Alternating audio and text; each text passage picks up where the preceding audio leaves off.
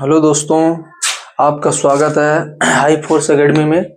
आज हम पढ़ाएंगे आपको क्लास 10th में जो चैप्टर है जैव प्रक्रम, उसके टॉपिक जितने दिए हैं। सबसे पहला टॉपिक है सजीव पौधों तथा जंतुओं में पोषण, दूसरा टॉपिक है श्वसन, तीसरा टॉपिक है परिवहन और चौथा टॉपिक है उत्सर्जन। आज इन्हीं के बारे में हम सब जानेंगे क्या क्या होता है ये चीजें, ठीक है।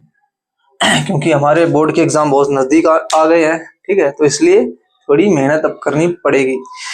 तो देखो, सबसे पहले सजीव पौधों तथा जंतुओं में पोषण। सजीव मतलब वो जीव जो जीवित हैं, ठीक है, उन्हीं के बारे में हमें जानना है।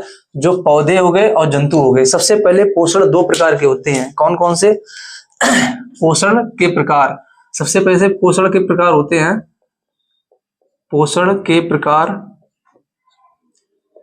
पोषण दो प्रकार के होते हैं।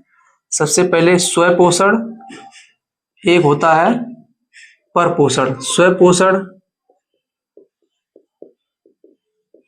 एक होता है परपोषण। देखो, स्वपोषण मतलब जो स्वयं पोषण प्राप्त कर ले, इसको स्वपोषी भी बोलते हैं। और एक हो गया परपोषण, मतलब जो परपोषी भी इसे बोलते हैं। अगर दूसरे शब्दों में से बोला जाए तो उसको स्वपोषी, स्वपोषी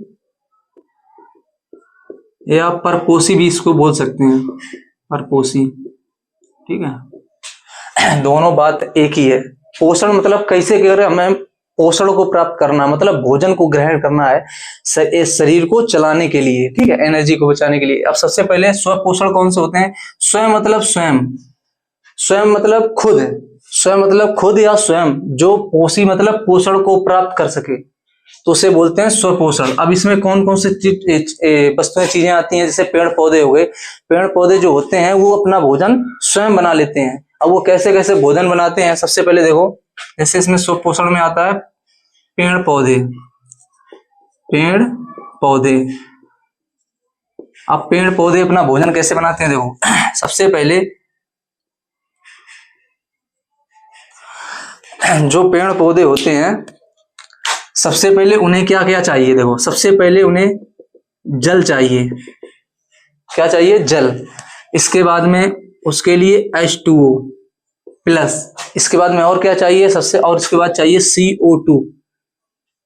फिर इसके बाद में इन्हें चाहिए सूर्य का प्रकाश, सूर्य का प्रकाश।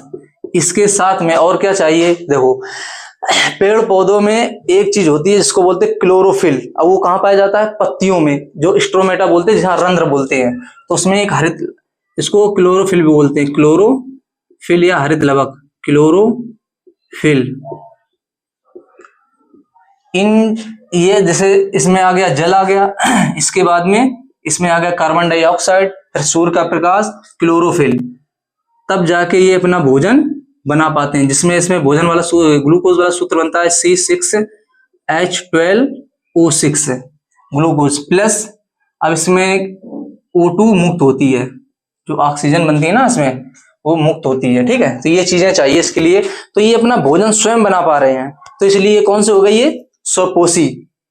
जो भोजन दूसरे से निर्भर रहते हैं, मतलब खुद तो बना नहीं पाते हैं, वो दूसरे पर निर्भर रहते हैं, उन्हें बोलते हैं परपोषी। जैसे जीव जंतु हो गए, जंतु हो गए, मानव हो गए, ठीक है, ये चीजें इसमें आती हैं। इसमें कौन कौन सी चीजें आती हैं? जंतु हो गए, ठीक है, इसके बाद में मानव हो गए, और भी कई बैक्टीरिया, वायरस हो गए, ठीक है, विषाणु, जीवाणु हो गए। ये सारी चीजें इसी के अंतर्गत आती हैं। अब देखो, इसमें अब पोषण प्राप्त करने के बहुत से तरीके होते हैं। देखो, एक होते हैं, एक नाम परजीवी होते हैं, मृतोपजीवी भी होते हैं। परजीवी होते हैं जो दूसरे पर रहते तो दूसरे का है, उसका पोषण भी उसी से प्राप्त करते हैं, लेकिन उसको नुकसान पहुंचाते हैं। लेकिन कुछ ऐसे जीव होते हैं जैसे कवक और शैवाल, जो एक दूसरे को, मतलब रहते तो आपस में साथ में है, दोनों एक दूसरे को लाभ भी देते हैं, लेकिन वो एक दूसरे को नुकसान नहीं पहुंचाते। लेकिन परजीवी नुकसान पहुंचाते हैं दूसरे का। जो नुकसान पहुंचाते हैं उनको बोलते हैं परजीवी, जो नुकसान नहीं पहुंचाते उनको बोलते हैं सहजीवी। सहजीवी वो होते हैं, साथ साथ में रहते हैं, लेकिन एक दूसरे को नुकसान नहीं पहुंचाते हैं, ठीक है।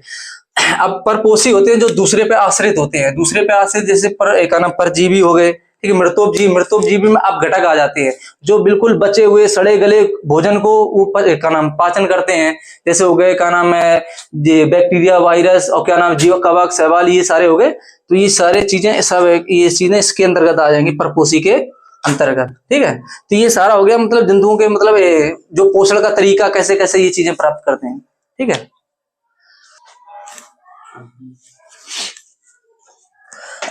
अब देखो इसको इस इधर लिख लो, क्या नाम है, कार्बन डाइऑक्साइड, कार्बन डाइऑक्साइड,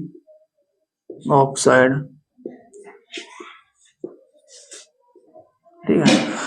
ये तुम्हारा ग्लूकोज वाला सूत्र हो गया, ग्लूकोज, ठीक है। इसमें क्या हो रही मुक्त है ऑक्सीजन,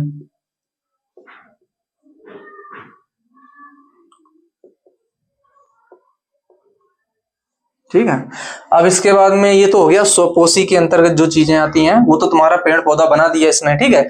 अब इसको इनकी संख्या भी ज्यादा होती है, जैसे घास आस फूस के, जिसके इसका प्रामीण भी बनता है, जैसे मान लो ऐसा प्रामीण बनता है इसका, ठीक है। अब ये प्रामीण होता है, अब प्रामीण में इसको कैटेगरी वाइज बांटा भी जाता है, जैसे मान लो सबसे ज्यादा क्या है पेड़ पौधे हैं, तो इनका पेड़ पौधों का प्रामीण बनता है, पेड़ पौधों का। इसके बाद में जो क्या नाम जाल नहीं होता, खाद्य जाल, आपने शायद पढ़ा होगा टॉपिक, उसमें भी ऐसे ही बनता है, जैसे पारिस्थितिकी जो तंत्र होता है जो एक दूसरे पे निर्भर होते हैं। अब इसको घास फूस को खाने, अब इस घास फूस तो ज्यादा है, इसको खाने कौन आएगा, इसमें आज दूसरे नंबर पे आते हैं शाकाहारी वाले जानवर, शाकाहारी वाले जानवर आते हैं। इसके बाद आते हैं जो क्या नाम, ये इन्हें बोलते हैं प्रथम उपभोक्ता, इन्हें बोलते हैं प्रथम उपभोक्ता, ठीक है। इसके बाद आते हैं द्वितीय उपभोक्ता, जिन्हें बोलते हैं मांसाहारी, ये आते हैं द्वितीय उपभोक्ता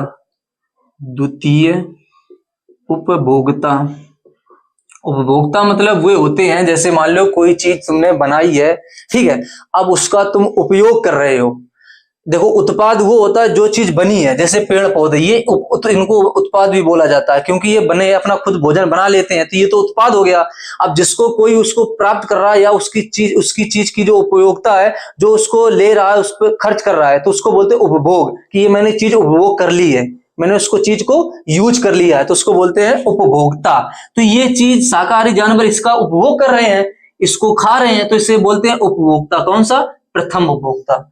अब ये चीज मांसाहारी इसको खा रहे हैं, तो ये कौन सा उपभोक्ता हो गए, द्वितीय उपभोक्ता। तो ये सारे इसका प्रामीण बनता है। इसके बाद फिर होते हैं सर्वाहारी, जो होता है मानव, जो हर चीज को खाता है, मांस भी खाएगा, शाकाहारी चीजों, शाकाहारी जानवरों को खाएगा, और पेड़ पौधों को भी खाता, मतलब घास फूस जो चीजें होती हैं इसको भी खाता। तो सबसे शीर्ष पर कौन होता है, सर्वाहारी वाला, ठीक है। तो हमें ये चीज समझ रहे थे, स्वपोषी मतलब इसको उत्पाद भी बोला जाता है। अब आते हैं परपोषी, क्योंकि अपना चैप्टर जो है ना अब इसी के अंतर्गत चलेंगे, ठीक है।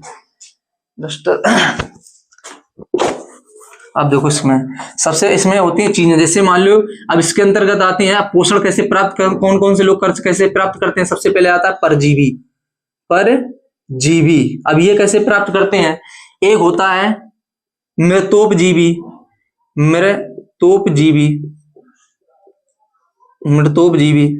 एक होता है सहजीवी।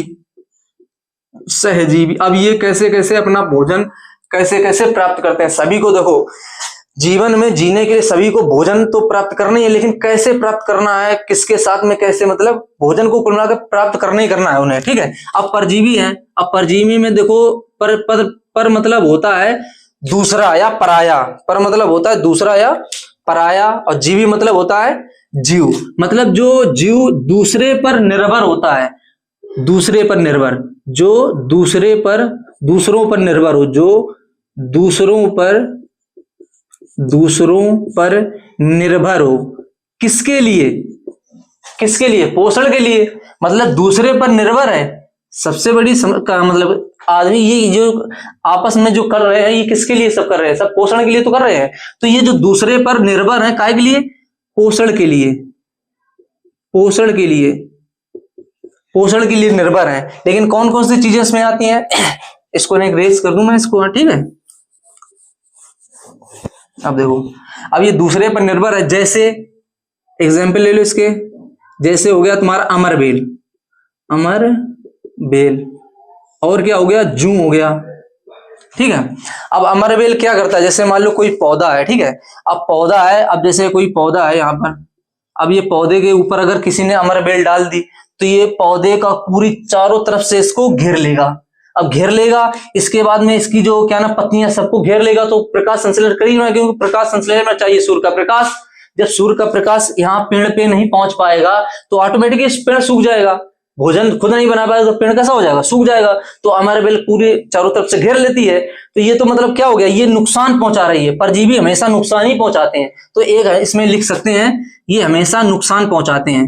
जो भी ये होते हैं ये हमेशा हमेशा अपने लाभ के लिए, हमेशा अपने लाभ के लिए दूसरों का नुकसान करते हैं, दूसरों का नुकसान करते हैं,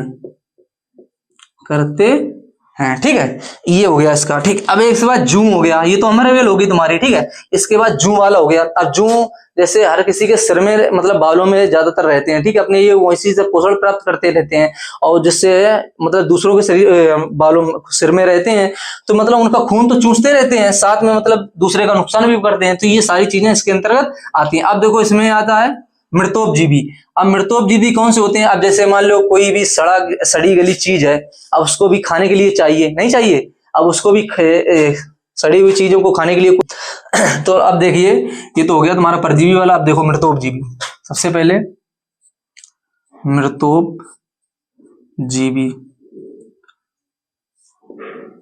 अब देखो अब तो ये तो हो गए परजीवी तुम्हारा हो गया, ठीक है, स्वपोषी हो गया। अब इसके बाद मृतोपजीवी क्या होते हैं, मतलब ये बचे खुचे खाने का काम करते हैं। जैसे क्या नाम है, बैक्टीरिया हो गए, वायरस हो गए, कवक हो गए, सवाल हो गए, ठीक है, ये चीजें इसमें आती हैं, बचे हुए, इन्हें अब घटक भी के बोला जाता है। मृतोपजीवी मतलब मरे हुए जीवों को खाते हैं, ठीक है, मृतोपजीवी। इसमें लिख दो मरे या सड़े गले वस्तुओं या जीवों को खाते हैं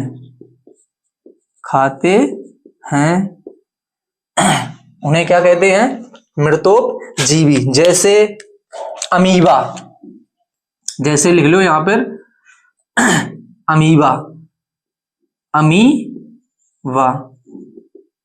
अमीबा देखा होगा आपने, ज्यादातर रोटी के नुमा होता है, उसका आकार कैसा होता है, बिल्कुल रोटी की तरह होता है, ठीक है, इसका ये केंद्रक मान लो, ठीक है, बिल्कुल रोटी की नुमा होता है इसका। अब इसके जैसे यहाँ पे मान लो अगर इसका पोषण यहाँ रखा है, ठीक है, तो सबसे पहले इसका जो मुख होगा ये ऑटोमेटिक अपने भोजन को आकर्षण करने के लिए आगे बढ़ता रहेगा, और धीरे धीरे करके इसका भोजन जैसे जैसे अंदर जाता रहेगा तेरे अपना ये भोजन को अंदर आने देता है, ठीक है, भोजन जैसे जैसे अंदर आ जाएगा उसका पूर्ण पाचन कर लेगा। सेम क्रिया जैसे मानव में होती है वैसे ही सेम क्रिया अमीबा में भी होती है, सेम टू सेम। जैसे ये भी भोजन का सबसे पहले क्या नाम है, भोजन को ग्रहण करेगा, इसका पाचन करेगा, पाचन के बाद इसका स्वांगीकरण करेगा, अवशोषण करेगा, स्वांगीकरण करेगा, अपचय करेगा, ठीक है। तो सेम टू सेम अमीबा भी ऐसे कार्य करता है, लेकिन ये बचे हुए खाने को खाता है, जैसे कवक हो गया, ठीक है, फंगस हो गया, फफूंदी हो गई, ठीक, ये भी चीजें सारी किसमें आती हैं, मृतोपजीवी में। कहीं अगर मांस का टुकड़ा कहीं सड़ा गला कहीं कोई गिरा है, कहीं डला है, तो ऑटोमेटिक वहां पे बिल्कुल साफ हो जाएगा। क्यों, क्योंकि जो क्या नाम है, जो मृतोपजीवी वाले क्या नाम ये होती हैं, ये सारे उसको पचा जाते हैं, उसका भोजन कर लेते हैं। तो ये सारी चीजें किसके अंतर्गत आती हैं, मृतोपजीवी के अंतर्गत। अब देखो ये तो हो गया तुम्हारा मृतोपजीवी। अब इसके बाद हो गया सहजीवी। सहजीवी कौन से होते हैं, देखो इधर सबसे डाल लो इधर सहजीवी, लिख लो यहां पे सहजीवी। सहजीवी देखो हर शब्द के अर्थ जो है इसी में छिपे हुए हैं, लेकिन कुछ लोग नहीं समझ पाते हैं। देखो कैसे, देखो सह मतलब क्या होता है, सह मतलब साथ, जीवी मतलब जीव, मतलब जो साथ में अपना जीवन व्यतीत करे उसे बोलते हैं सहजीवी, ठीक है, सहजीवी। अब देखो इसमें जो जीव साथ मिलकर पोषण प्राप्त करे वो क्या कहलाते हैं? सहजीवी। अब जैसे एग्जाम्पल, उदाहरण क्या हो गया? उदाहरण में ले लो लाइकेन। क्या लेते हैं? लाइकेन। अब ये लाइकेन क्या होता है? देखो, सबसे पहले लाइकेन ये बनता है किन किन से? लाइकेन बनता है कवक प्लस शैवाल से मिलकर। ठीक है। अब देखो शैवाल से मिलकर क्या मतलब इन्होंने किया? सबसे पहले जो हम प्रकाश संश्लेषण से भोजन बनाते हैं तो शैवाल के पास, शैवाल कैसे होते हैं? हरे नीले हरे टाइप प्रकार के शैवाल होते हैं। तो ये इनके पास क्लोरोफिल होता है। समस्या दी है, इनके पास क्लोरोफिल नहीं होता है। इनके पास क्या होता है? क्लोरोफिल होता है। अब इनके पास क्लोरोफिल है, इनके पास क्या नाम है? टिकने के लिए मतलब व्यवस्था बढ़िया है। अब ये इनके साथ में जब आ जाएंगे तो इन्हें ये दोनों फिर मिलकर प्रकाश संश्लेषण करेंगे। इनको भी पोषण प्राप्त हो रहा है, इनको भी पोषण प्राप्त हो रहा है। ना इसको नुकसान है ना ही इनको नुकसान है। दोनों को लाभ हो रहा है और दोनों आराम से पोषण कर रहे हैं।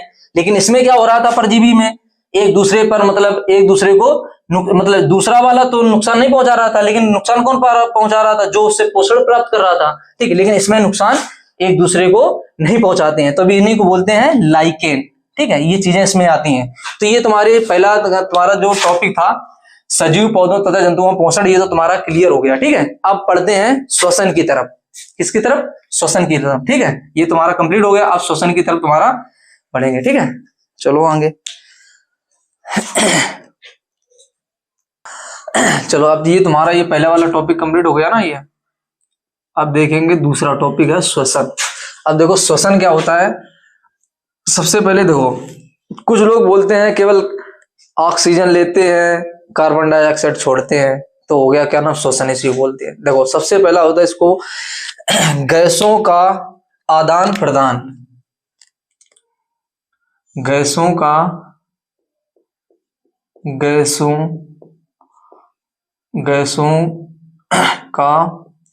आदान प्रदान करना ही श्वसन कहलाता है।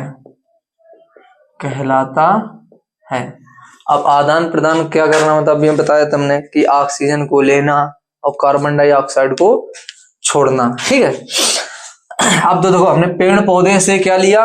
ऑक्सीजन। पेड़ पौधों ने हमसे क्या लिया? Carbon dioxide.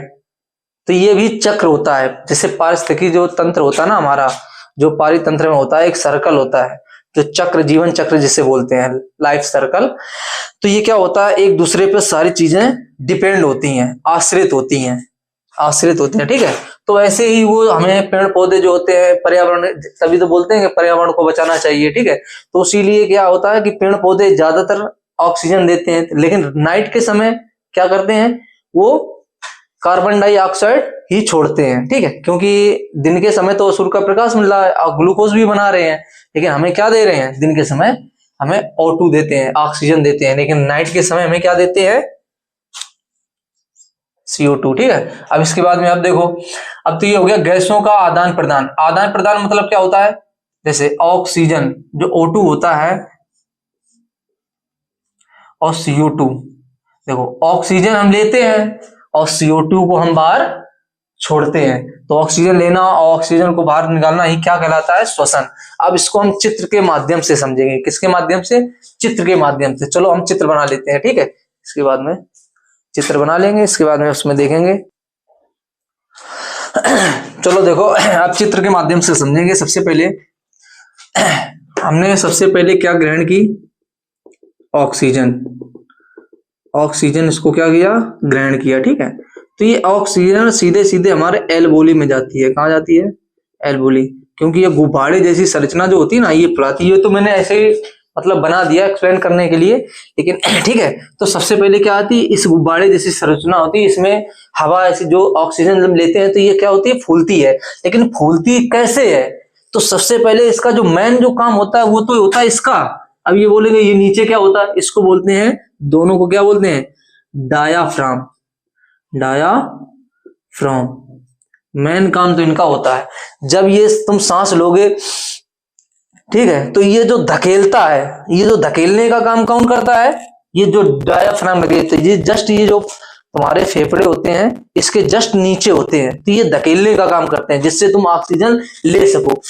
ऑक्सीजन लोगे, हवा इसमें भरेगी, फिर छोड़ना पड़ेगा, ठीक है। तो ये दोनों का मुख्य काम तो इनका ही होता है, डायाफ्राम का, ठीक है। इसी के द्वारा ऑक्सीजन लेने और कार्बन डाइऑक्साइड छोड़ने में महत्वपूर्ण भूमिका निभाता है, पूरी श्वसन में, ठीक है। इसके बाद में जैसे ऑक्सीजन आ रही है, ठीक, अब ये क्या होता है, जो इसमें गंदा ब्लड होता है, गंदा ब्लड कैसे आता है, जो तुम्हारा हार्ट होता है ना, इन दोनों फेफड़ों के बीच में जो थोड़ा हिस्सा इधर ज्यादा होता है, इधर राइट साइड में, लेकिन जो बीच में होता है, तो गंदा जो ब्लड होता है जिसको बोलते हैं फुफ्फुस सिरा, जो फुफ्फुस सिरा होता है उसमें तो क्या नाम शुद्ध, वैसे फुफ्फुस में तो मांस, जो फुफ्फुस होता है उसमें तो अशुद्ध रक्त बहता है, लेकिन जो फुफ्फुस सिरा होता है उसमें शुद्ध रक्त बहता है, ठीक है। जो शुद्ध रक्त बहता है उसके माध्यम से जब ये ब्लड में क्या नाम गंदे ब्लड में मिलता है, ये जो ऑक्सीजन मिलता है, तो उस गंदे ब्लड को शुद्ध करने का काम करता है ऑक्सीजन। मेन काम तो इसका यही है, ये ब्लड को क्या कर रहा है, जो प्यूरीफायर नहीं होती है, जो क्या नाम है मशीन का नाम होती है, जो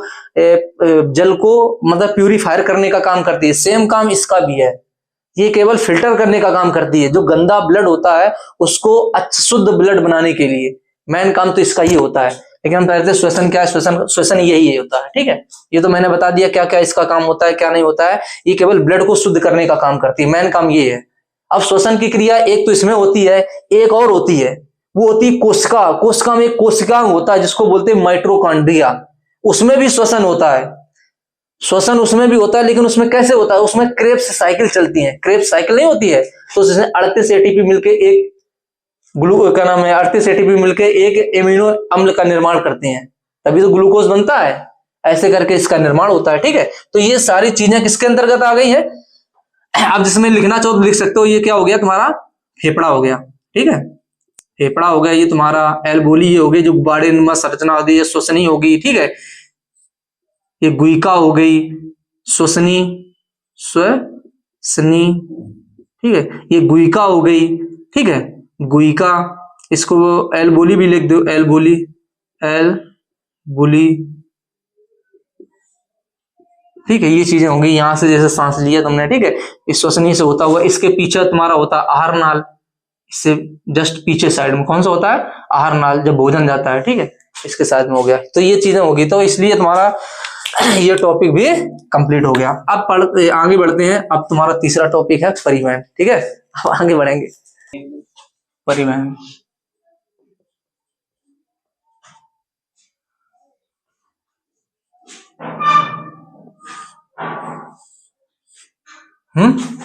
ठीक है। अब देखो, अब परिवहन के बारे में जानते हैं। सबसे पहले देखो परिवहन का मतलब क्या होता है। परिवहन मतलब देखो, जो वाहन नहीं होता कि परिवहन करना, परिवहन वाले संसाधन भी होते हैं, एक स्थान से दूसरे स्थान पर जाने का काम करते हैं, ठीक है। तो उसी में देखेंगे परिवहन, परिवहन का काम करता है जैसे ब्लड, ब्लड पूरे शरीर में परिवहन का कार्य करता है, शरीर, इसको बोलते हैं संयोजी ऊतक। जो रक्त होता है तुम्हारा, ब्लड, रक्त जो होता है तुम्हारा, रक्त, ब्लड, उसको क्या बोलते हो, शरीर, शरीर में संचालन, संचरण का कार्य करे या चलाने का कार्य करे, चलाने या जोड़ने, यहां जोड़ने लिख दो, चलाने या जोड़ने का कार्य करे, जो शरीर में संचरण का कार्य करे या चलाने जोड़ने का कार्य करे, ये सारी चीजें क्या कहलाती हैं, परिवहन कार्य। संचरण का कार्य, संचरण या इसमें लिख लो ऐसे करके, संचरण का या जोड़ने, कनेक्ट करने, जोड़ने, चलाने का कार्य करे, उसे परिवहन कहते हैं। देखो आप परिवहन किसे बोलते हैं, देखो सबसे पहले देखो परिवहन होता है रक्त, जो शरीर जैसे पूरा जो स्ट्रक्चर होता है, बॉडी जो होती है तुम्हारी, साधने का काम कौन करता है, कंकाल तंत्र करता है, हड्डी करती है साधने का काम। परिसंचरण का काम कौन करता है, शरीर से एक स्थान से दूसरे स्थान से पूरे 24 घंटा जो ब्लड सर्कुलेशन चलता रहता है, ठीक है। जैसे जो इसकी गति होती है 80 से 120, नहीं जिसको नापते हैं रक्तचाप के द्वारा, 80 से 120। तो ये पूरे कार्य, ये जो काम करने का काम कौन करता है, रक्त करता है। कौन करता है, रक्त, जो ब्लड होता है। अब ये ब्लड एक स्थान से दूसरे स्थान पर जा रहा है, ये परिवहन का काम करता है। रक्त क्या करता है, परिवहन का काम करता है। रक्त परिवहन का काम करता है, परिवहन का कार्य करता है, कार्य करता है। अब देखो, अब रक्त जो है, जैसे हमने सबसे पहले क्या पढ़ा, इसे दूसरे वाले टॉपिक में पढ़ा था श्वसन। अब श्वसन तो तुम पढ़ा है तुमने, सबसे पहले तुमने ऑक्सीजन ली, अब ऑक्सीजन ली, अब वो फेफड़ों में गई, अब फेफड़ों में जाता है ब्लड, बहुत सारी कशेरुकाएं बहुत छोटी छोटी होती हैं, बहुत सारी जन्म में सिराएं होती हैं, कशेरुकाएं होती हैं, छोटी छोटी होती है। गंदा जो ब्लड होता है उसमें ही हमारा ब्लड क्या होता है, ऑक्सीजन उसमें समावित होता है, मतलब मिल जाता है, जिससे ब्लड कैसा हो जाता है, शुद्ध हो जाता है, ठीक है। तो ब्लड जब शुद्ध हो जाता है तब वो सीधे कहां जाता है, हार्ट में जाता है, हार्ट में जाता है, ठीक है। तो हार्ट से फिर वो सारा ब्लड जब शुद्ध होके पूरे बॉडी में जाता है, जिससे क्या होता है, परिसंचलन की क्रिया होती रहती है। अब देखो हार्ट का हम चित्र के माध्यम से और समझाएंगे। जो हार्ट में कैसे जाता है अब बताएंगे। चलो अब देखते हैं, चित्र के माध्यम से समझेंगे। सबसे पहले देखो महाशिरा, ये जो होती है सबसे बड़ी मोटी जो नस होती है। देखो शरीर में जो महाशिरा होती है, इसमें हमेशा कैसा रक्त बहता है, हमेशा हमेशा इसमें गंदा रक्त बहता है। किसमें, महाशिरा में। तो यहां इसे लिख सकते हैं गंदा रक्त, अशुद्ध रक्त लिख दो, अशुद्ध रक्त इसमें प्रभावित होता है।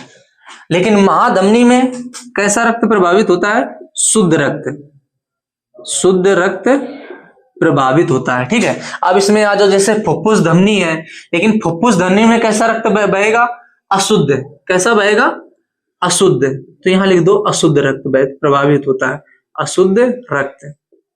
लेकिन फुफ्फुस शिरा में कैसा रक्त होगा, शुद्ध रक्त होगा, शुद्ध रक्त होगा। अब देखो ये कैसे समझेंगे। सबसे पहले देखो, वैसे शिरा में तो बहता है अशुद्ध रक्त। तुमने देखा होगा तुम्हारी जो शरीर की जो नसें होती हैं, जिसमें देखो ये जो क्या होती है, जो जिसमें ग्रीन ग्रीन सी का नाम कलर ऐसा होता है, इसमें हमेशा गंदा ब्लड बहता है। क्योंकि जो महाधमनियां होती हैं आसानी से तो वैसे दिखाई तो पड़ती नहीं है, क्योंकि वो मांस, उसकी जो भित्ति होती है थोड़ी मजबूत होती है। किसकी, महाधमनी की। महाधमनी की जो भित्ति होती है, इसकी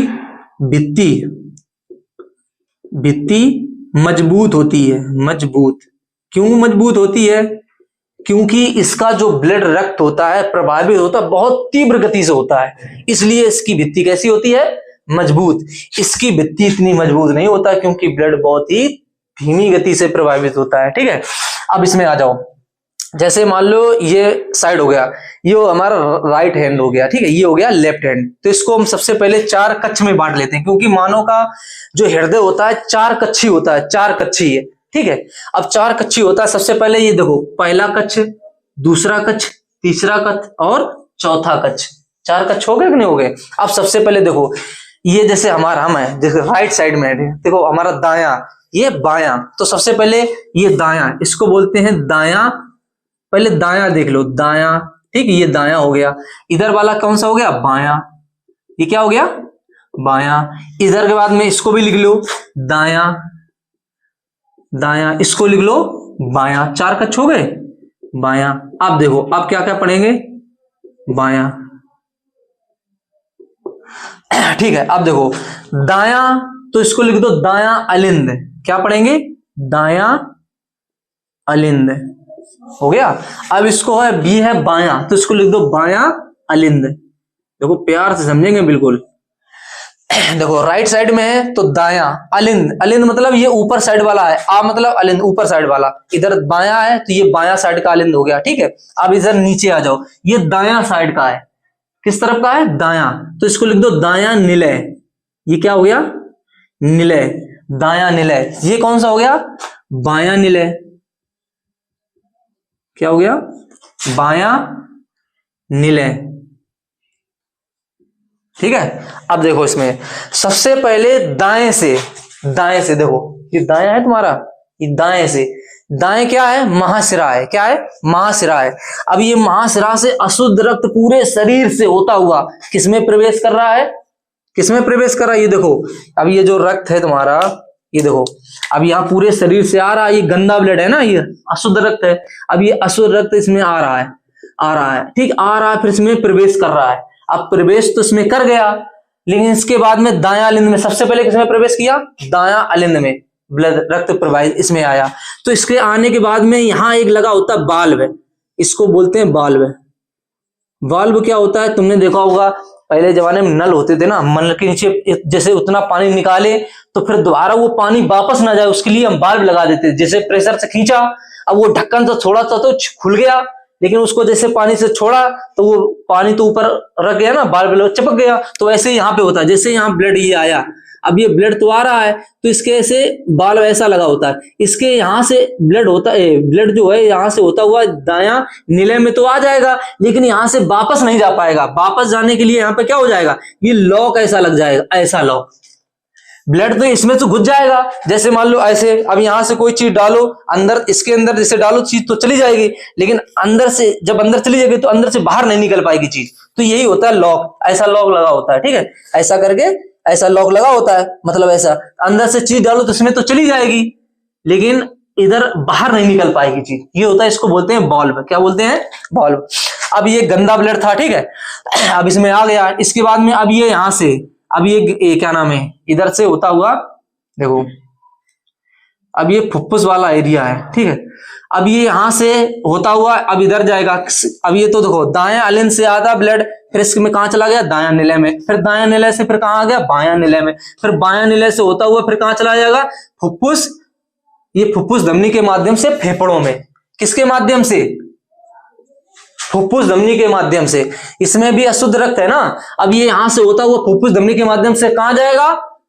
फेफड़ों में। कहां जाएगा? फेफड़ों में जाएगा। फेफड़ों में, यहां लिख लो, फेफड़ों में। अब फेफड़ा क्या कर रहा है? तुम्हें पता ही है, बताया हमने पहले। फेफड़ा क्या कर रहा है? फेफड़ा श्वसन का काम कर रहा था। क्या कर रहा था? ऑक्सीजन अंदर ले रहा था और कार्बन डाइऑक्साइड बाहर छोड़ रहा था। ठीक है, अब वो जो ऑक्सीजन ले रहा था तो वो ब्लड में मिक्स हो जाएगा, ब्लड में मिल जाएगा, तो रक्त कैसा हो जाएगा? शुद्ध हो जाएगा। और जब रक्त शुद्ध हो जाएगा, उस ले जाने का काम कौन करेगा? फुफ्फुस शिरा। देखो, फेफड़ों तक ले जाने का गंदा काम कौन कर रहा है? फुफ्फुस धमनी। और वहां से छोड़ने का काम कौन कर रहा है? फुफ्फुस शिरा। तुमने दुई नसें नहीं होती हैं, ठीक है, तो ये चीजें होंगी। ठीक है, अब इसमें देखो सबसे पहले, अब यहां से तो यहां से चला गया, ठीक है, अब इसके बाद में अब यहां से होता हुआ फिर वापस आएगा। वापस कहां पे आएगा? बायां निलय में। जो शुद्ध रक्त है अब एकदम नहीं यहां पे आ जाएगा, अब यहां से होता हुआ सीधा कहां आएगा? यहां आएगा, बिल्कुल नीचे। ठीक है, अब यहां पे होता हुआ बाएं निलय में आएगा, जो शुद्ध रक्त होता है। फिर इसके बाद में यहां लगा होता है बॉल्ब। बॉल्ब कैसा लगा होता है? ऐसा बॉल्ब लगा होता है, ऐसा बॉल्ब है। यहां तो देखो ऐसा बॉल्ब है, यहां कैसा है? ऊपर की तरफ बॉल्ब है। अब यहां पे आया, यहां पर देखो हमने बताया इसकी भित्ति कैसी होती है? मजबूत होती है। अब ये एकदम बॉडी को एकदम पंप करेगा, जो शुद्ध ब्लड है इसको अयोटा क्या करती है? एकदम पंप करेगी, महाधमनी एकदम पंप करेगी, और ये शुद्ध ब्लड को पूरे शरीर में पहुंचाने का काम कौन करेगा? महाधमनी। पूरे शरीर में रक्त को पहुंचाने का कार्य करेगी। पहुंचाने का कार्य कौन करेगी? महाधमनी। ये चीज हो गई। देखो यहां से ब्लड आया, कहां से आया? दायां अलिंद से। कहां गया? दायां निलय में। इसके बाद में फिर इसके बाद फुफ्फुस धमनी के माध्यम से कहां गया? फेफड़ों में। फेफड़ों में गया, इसके बाद में फिर आया फुफ्फुस शिरा। फुफ्फुस शिरा लेकर कहां पहुंचा? बायां निलय में। बायां अलिंद से होता हुआ निलय में, फिर निलय से क्या लगा? महाधमनी। फिर महाधमनी प्रेशर मारेगी, पंप करेगी स्पीड से, फिर सीधा ब्लड कहां जाएगा? पूरे शरीर में। ठीक है, ये प्रभावित होता रहता है, तो इसी को बोलते हैं परिवहन। तो ये तुम्हारा टॉपिक है, ये भी